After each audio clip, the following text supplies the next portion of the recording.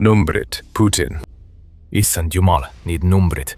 Need maalivad kohutava pildi Venemaa sissetungist Ukrainasse, sest üle 4 aasta kestnud võitlus on Venemaale jätnud jälje, mida Putin poleks osanud ette kujutada.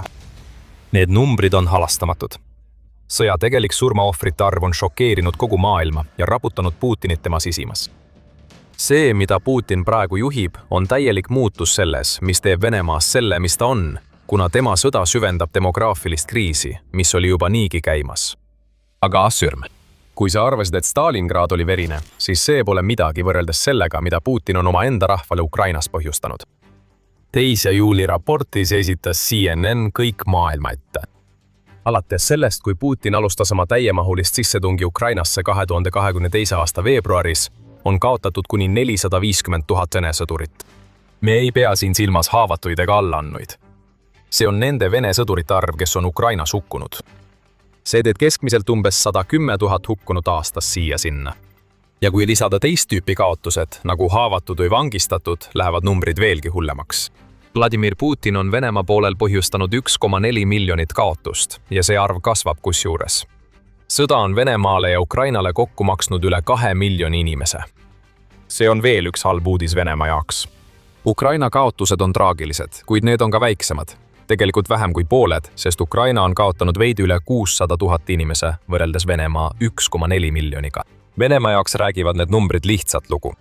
1% kogu riigi elanikkonnast on surnud, vigastatud või vangi langenud sõjas, mis pole ikka veel Putini eesmärgi Ukraina vallutamise saavutamisele lähedalgi.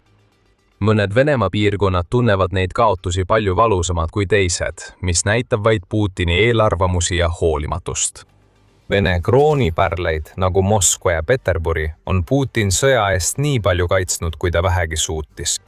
Muidugi on mõlemad andnud sõdureid, kuid enamik Ukrainas võitlevatest ja hukkuvatest Vene värvatutest pärineb vaesematest piirkondadest ja kohtadest, kus elab palju etnilisi vähemusi.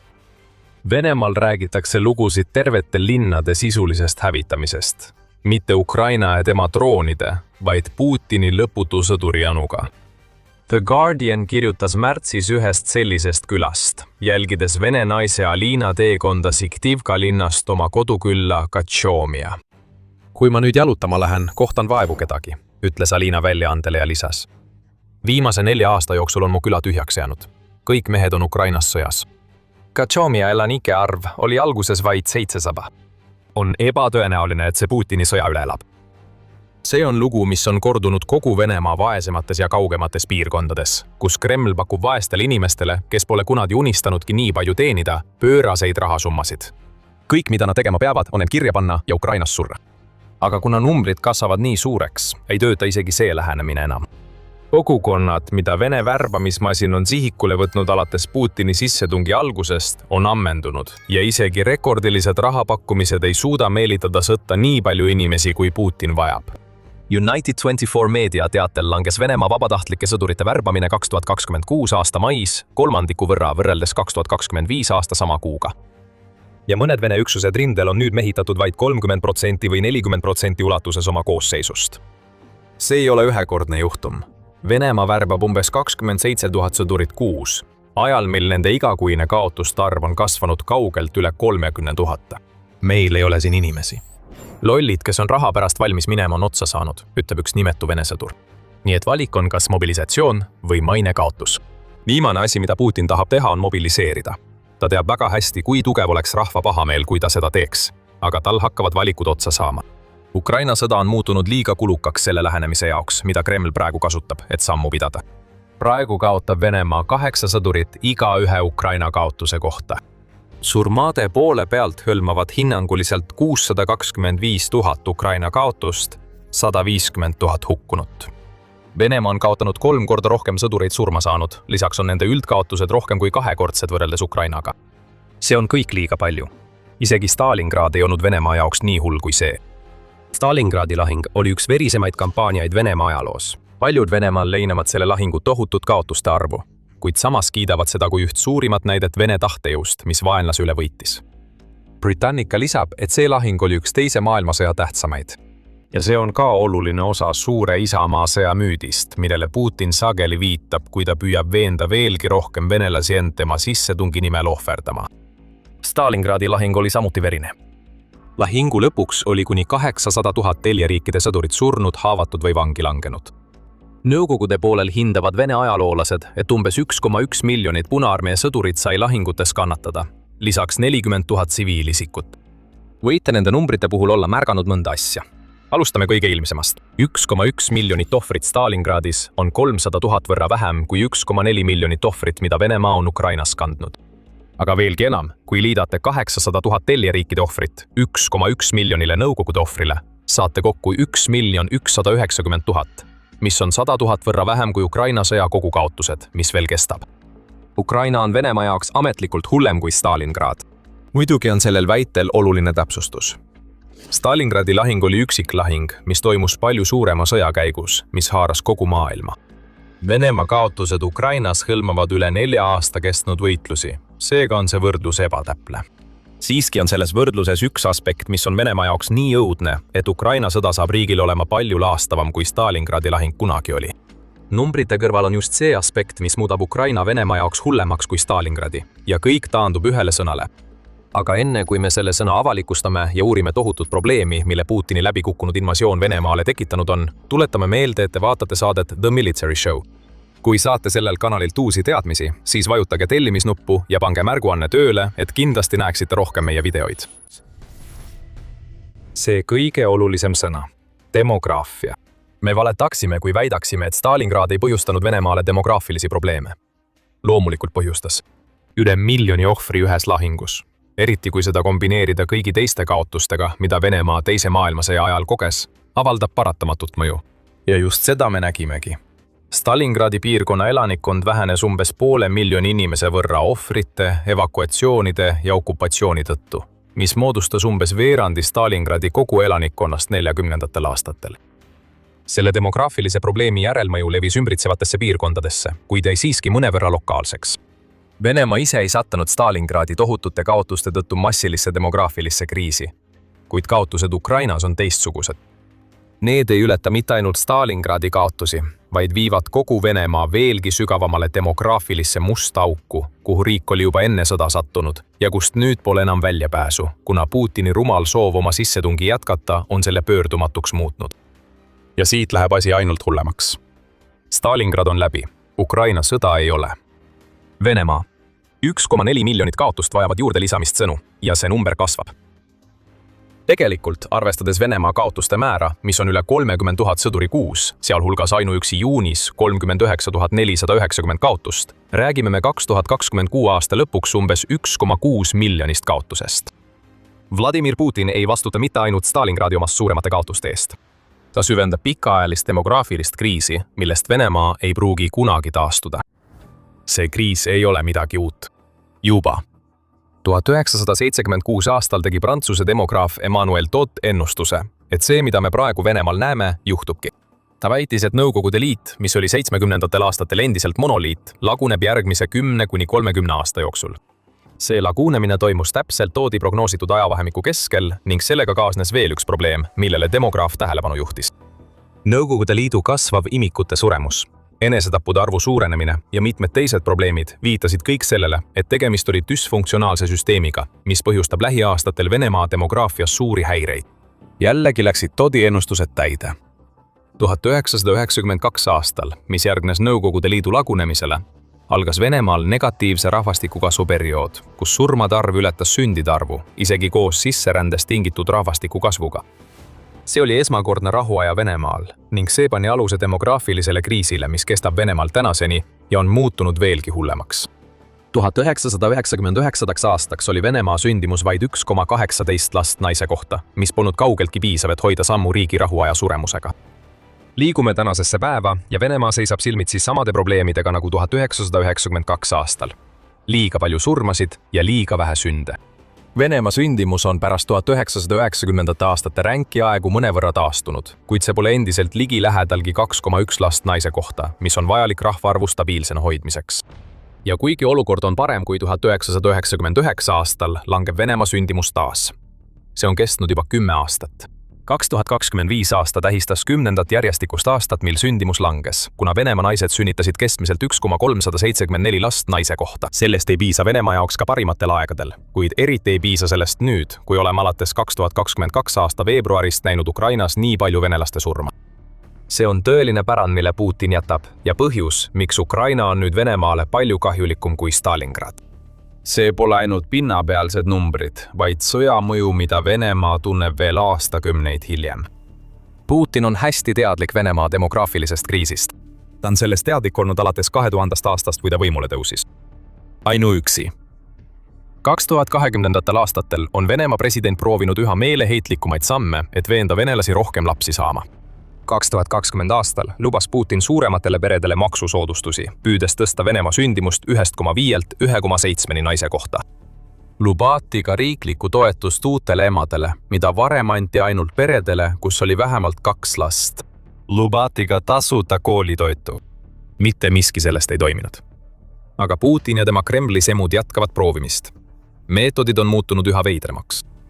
Räägitakse kummalistest kampaaniatest, mille hulka kuulub näiteks Moskvas roosade plakatite ülespanek, millel on kirjas "Pole ikka veel sünnitanud". See näib olevat katse panna lastetud naised end süüdi tundma ja lapsi sünnitama. Venemaa haridusministeerium on avalikult teatanud, et soovib koolides luua tingimused romantilisteks suheteks, mis ilmselt tähendab programmi, mis on suunatud karskusvastasusele laste seas, kes kindlasti ei peaks veel ise lapsi saama. Veebruaris kutsus Putin Vene ettevõtteid üles julgustama oma töötajaid rohkem lapsi saama. Me ei tea, kuidas nad seda tegema peaksid. Kas panna kindad kätte ja juhenduda meest?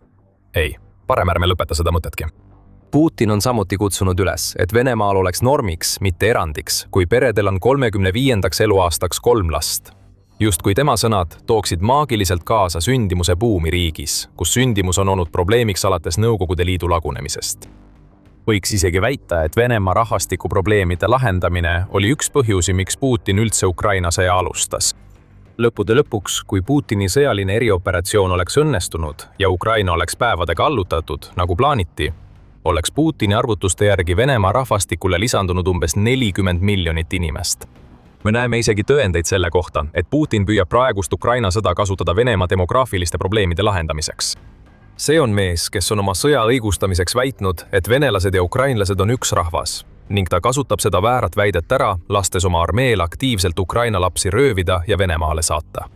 2026 aasta märtsis avaldas BBC raporti, milles Ukraina teatas, et alates sõja algusest on peaaegu 20 000 Ukraina last ebaseaduslikult Valgevene kaudu Venemaale saadetud. ÜRO komisjon on kinnitanud 1205 juhtumit ning ütleb, et 80% tuvastatud lastest pole tagasi toodud. See on Putini väänatud loogika. Varasta Ukraina lapsed, et kompenseerida Venemaa demograafilist kriisi. Aga iroonia on selles, et Putin näib olevat pime selle suhtes, et sõda, mille ta alustas, on nüüd peamine põhjus, miks Venemaal pole mingit võimalust sellest kriisist taastuda. 1,4 miljonit inimkaotust ja 450 000 surnut on üsna ilmsed arvud, mida välja tuua. Sõdurid, kes surevad, ei saa enam lapsi saada. Aga pange end praegu tavalise Vene perekonna olukorda. Kas te tahaksite lapsi saada? Kas te tahaksite tuua nad sõjaaegsesse Venemaale, kus Putin on selgelt öelnud, et otsib pidevalt sõdureid ja ta hävitab Venemaa majandust, et rahastada oma sõda? Loomulikult mitte. Paljude jaoks Venemaal ei ole praegu laste saamine realistlik. Sõda peab kõigepealt lõppema ja me teame, et Putin on selleks liiga hull. Ta on oma enda läbikukkumistega Ukrainas end liiga sügavale auku kaevanud, et alla anda, isegi kui see tähendaks uue Venemaa loomist, kus inimesed võib-olla tõesti tahaksid lapsi saada. Nii et kui me näeme Ukrainas 1,4 miljonit Vene kaotust, ei ole see ainult veri lahinguväljal või Venemaa järjekindel kinnihoidmine sõjastrateegiast, mis lihtsalt ei toimi, millele me peaksime tähelepanu pöörama. See on Venemaa pärast seda. Riik, mis on juba demograafilises kriisis ja mille olukord läheb iga Ukrainas mööduva päevaga ainult hullemaks. Venelasi jääb vähemaks, mitte ainult praegu, vaid ka aastakümneteks. Ja kogu selle mõju on Putinile veelgi suurem probleem. Ta ei kaota mitte ainult Ukrainas. Putin on pannud Venemaa täiuslikku olukorda, kus ta võib kaotada oma enda territooriumi teistele riikidele. 2025 aasta septembris nimetas Carnegie Endowment Venemaa praegust demograafilist kriisi selle kõige ohtlikumaks. See tõi põhjuseks immigratsiooni puudumise võrreldes varasemate aastatega, kuna Venemaa ei saa enam oma rahvastikunumbreid ilustada, võttes vastu üha rohkem inimesi välismaalt. oluline on siin see, et puudub venekeelsete inimeste immigratsioon. Nõukogude Liidu lagunemine, hoolimata kõigist sündimuse probleemidest, tõi kaasa miljonite venekeelsete inimeste tagasipöördumise emamaale. Ainuüksi 1994 aastal immigreerus Venemaale üle miljoni inimese, mis aitas elanikkonna arvu üleval hoida. Aga 2026 aastaks on need venekeelsed inimesed, kes oleksid Venemaale kolinud, seda juba teinud. See on kark, millele Putin enam toetuda ei saa. Sisserände puudumine on Venemaa jaoks probleem, kuid sama on ka liiga suur sisseränne. Kõlab paradoksaalselt, eks? Aga see on tõsi. Kui vene rahvusest elanike arv väheneb, saabuvad sisserändajad teistest riikidest mitte ainult Venemaale, vaid loovad ka olukorra, kus Venemaa võib kaotada territooriumi, eriti riigi Kaug-Idas. Venemaa tohutu suurus, mis on pikka aega olnud sõjaline eelis, on muutunud nõrkuseks nüüd, kui Putin on Ukraina sõjale pimesi keskendunud. Jamestown Foundationi aprillikuu raporti kohaselt üritab Venemaa võidelda demograafilise kokkuvarisemise vastu kogu Siberis ja oma kõige idapoolsematel piirialadel Kaug-Idas, kuid see ebaõnnestub täielikult. Jamestown Foundationi väitel on Venemaa Kaug-Ida elanike arv alates Putini esmakordsest presidendiks saamisest 2000 aastal vähenenud 10% võrra ning prognoositakse, et 2020. aastate lõpuks väheneb see veel 8% võrra. Kaug-Ida jääb venelastest tühjaks ning seda täidab rahvas, kes andis suure osa sellest travitooriumist Venemaale aastakümneid tagasi. Hiina. Aiguni lepingu 1858 ja Pekingi konventsiooni 1860 alusel loovutas Hiina Venemaale üle miljoni ruutkilomeetri territooriumi, sealhulgas suured alad, mis kuuluvad nüüd Venemaa Kaug-Ida koosseisu. Paljud Hiinas arvavad, et on aeg see territoorium tagasi saada ja Venemaa mängib neile sellega kaasa. 2024 aastal teatas KIS, et Venemaa on lubanud Hiinal hakata arendama Venemaa Kaug-Ida, luues selleks isegi paar erimajandustsooni, et julgustada Hiina investeeringuid. Vladimir Putin on nõrgestanud Venemaa kontrolli omaenda territooriumi üle, lubades riigil muutuda täielikult sõltuvaks Hiinast. Ainult Sibeer moodustab 13,1 miljonit ruutkilomeetrit Venemaa territooriumist ning see on pärast Vladimir Putini poolt sõtta saadetud inimeste äraviimist äärmiselt halvasti kaitstud. Kas Hiina võiks tungida kallale? See oleks küll võimalik, kuid tundub ebatõenäoline. The Hill väidab, et Hiinal oleks kindlasti lihtsam Siberiat vallutada kui Taiwani. Aga sissetung ei pruugi olla vajalik. Hiina võiks lihtsalt muuta Venemaa üha sõltuvamaks Pekingist, et toetada Putini sõda, samal ajal vaikselt tungides Venemaa Kaug-Idasse nii kaugele, et see piirkond ei suuda enam iseseisvalt toimida ja kaotab tohutult investeeringuid, kui Hiina peaks sealt lahkuma. Omal moel varjatud ülevõtmine, mis on võimalik ainult tänu demograafilisele kriisile, mida Putin on oma hullumeelse sõjaga Ukrainas kiirendanud. Ja Putin ei saa selle vastu midagi teha. Isegi Ukraina sõja lõpetamine ei aita. Arvatakse, et Venemaa elanikkond saavutas tipu umbes 146 miljoni juures 2020 aastal ning on järgmisteks aastakümneteks vältimatus langustrendis. Tõenäoliselt kaotab Venemaa igal aastal kuni 2050 aastani umbes 300 000 inimest. Veelgi rohkem, kui sõda jätkub.